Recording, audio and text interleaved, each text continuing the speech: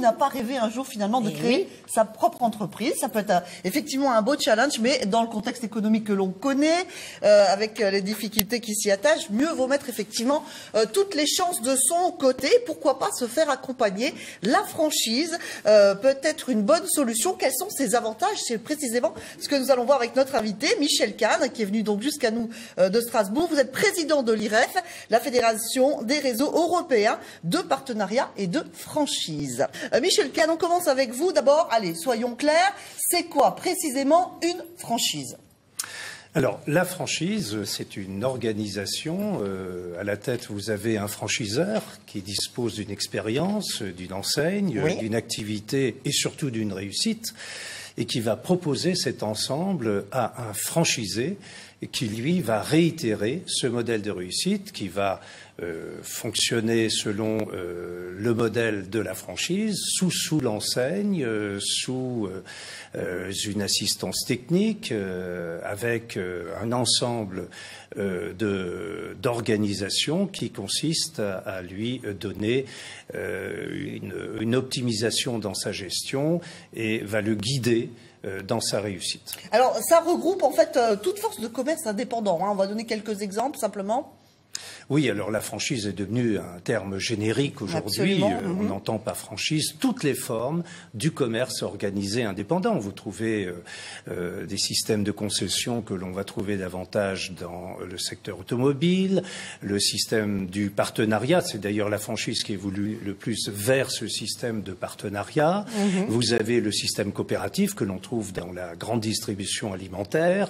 Vous avez des licences de marque, vous avez de la commission affiliation qu'on trouvera dans l'équipement de la personne. Donc vous voyez, vous avez une multitude de formes différentes, des formes juridiques, des formes économiques et des formes managériales qui sont propres à chacune de ces formes. Alors, vous avez été l'un des pionniers, le plus jeune franchisé de France. C'était, on va tout révéler, dans les années 70. Alors, expliquez-nous comment vous avez vu évoluer ce réseau et quel est son poids économique aujourd'hui, également bien sûr en termes d'emploi. Oui, alors c'est vrai, j'étais le plus jeune franchiseur de France, un réseau important, ce qui m'a permis de créer un cabinet par la suite. Et en 1970, nous avions à peu près 34 enseignes sur le territoire. Et cela a évolué. Aujourd'hui, nous en sommes à 1800 réseaux. Donc 1800 réseaux qui totalisent 117 000 entreprises affiliées.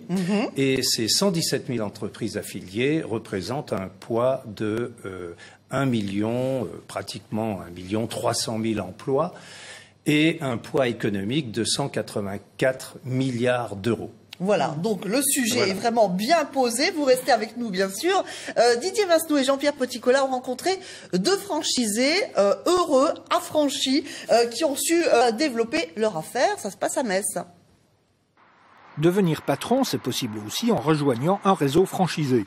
Pari réussi pour deux jeunes chefs d'entreprise, récemment distingués par l'IREF, la Fédération des réseaux européens de partenariat et de franchise.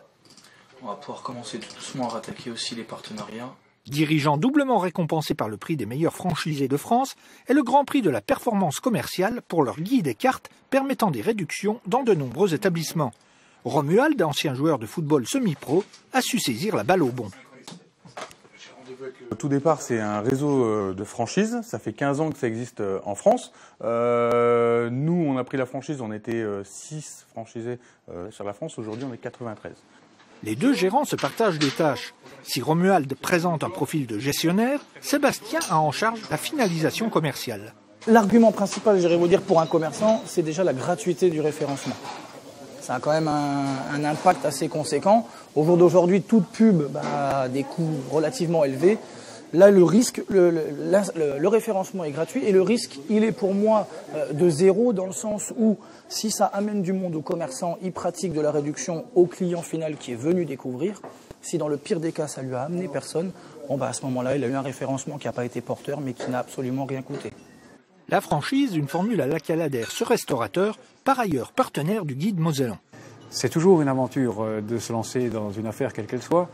On pense surtout avoir l'entourage, l'encadrement d'un grand groupe et de l'aide à tous les niveaux, notamment de communication, mais surtout de conception des produits, marketing et tout ce qui correspond à une exploitation saine et rationnelle.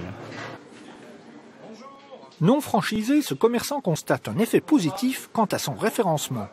C'est un guide qui, à mon sens, apporte un plus parce qu'il ne demande rien aux professionnels et offre des offres assez attractives pour les clients, donc de l'ordre en général d'une 30%. Donc et effectivement, c'est ce qui se passe depuis le début, c'est que d'année en année, on voit quand même un nombre de plus en plus conséquent de clients venir avec ce guide. Devenir franchisé ne s'improvise pas. C'est là qu'intervient l'IREF au travers de son service de qualification des professionnels afin d'orienter la démarche du créateur ou du repreneur. Justement, comment vous orientez ces franchisés? Vous les orientez vers des secteurs particuliers? Il y a un aspect financier, expliquez-nous tout cela. Alors évidemment, quand ils sont en phase de recherche, tout d'abord, ils recherchent un secteur d'activité plutôt porteur. Oui. Et ça court pas les rues en ce moment, il faut le dire. Quel est le secteur le plus porteur, justement? En ce moment, on voit un peu plus les services aux entreprises, les services à la personne, comme on vient de voir également. Oui. Il y a la restauration rapide qui est toujours porteuse, mais à part cela, il y a... alors cela ne veut pas dire que on peut trouver des concepts qui marchent très bien dans des secteurs qui ne sont pas forcément porteurs. C'est la magie de la franchise. D'accord. Et qui dit franchise dit, j'imagine, forcément formation pour le franchisé, non? Absolument. Alors, si vous voulez, un contrat de franchise, clairement, qu'est-ce que c'est? C'est 4 contrats. C'est un contrat de licence de marque. Vous avez le droit d'utiliser la marque d'autrui. C'est un contrat de communication de savoir-faire, de transfert d'expérience et de compétences. C'est un contrat d'assistance technique et c'est aussi un contrat de fourniture.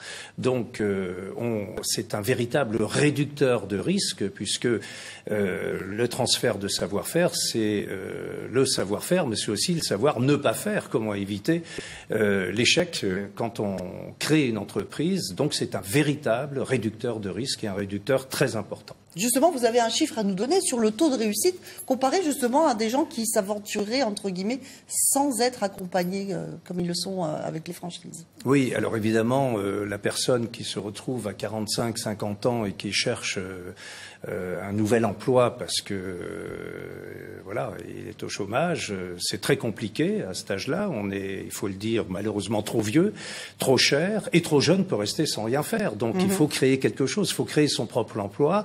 Et à partir de là, le réducteur de risque le plus important, ce sont les systèmes de franchise et de partenariat. Le créateur d'entreprise qui crée tout seul, les statistiques disent que sur 10 créateurs, 7,5 vont à l'échec en moins de 5 ans, alors que lorsqu'ils sont dans des réseaux, il n'y en a que 2 sur 10 qui connaissent l'échec. Donc c'est pas une assurance tout risque non plus, mais cela prouve que bien sûr, c'est un plus facile.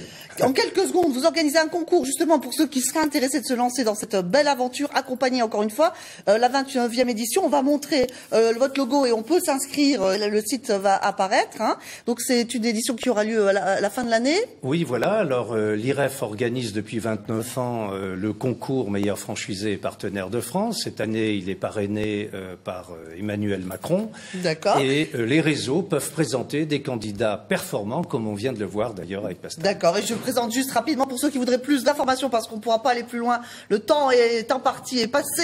Votre livre, Franchise et partenariat, aux éditions Duno, pour ceux qui voudraient en savoir beaucoup plus.